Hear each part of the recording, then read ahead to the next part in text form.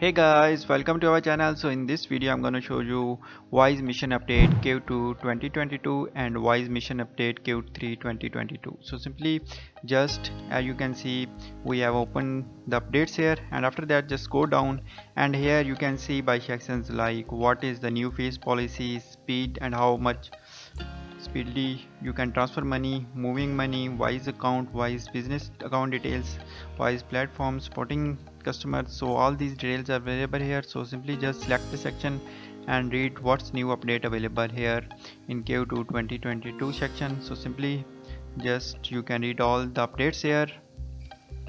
So now after that just we are moving to Q3 2022 updates. So here you can see Q3 2022 updates. So here you can see the speed percentage of sending and receiving money here. Instant speed 1% in Q3, meaning 50% transfer were completed in under 20 seconds. So just read it, and after that just scroll down and read all the details according to your country regions. So here are the details, percentage, accuracy, so all the details and new updates available here. So simply in this way you can check mission Q2 2022 update and mission Q3 2020 updates in Wise.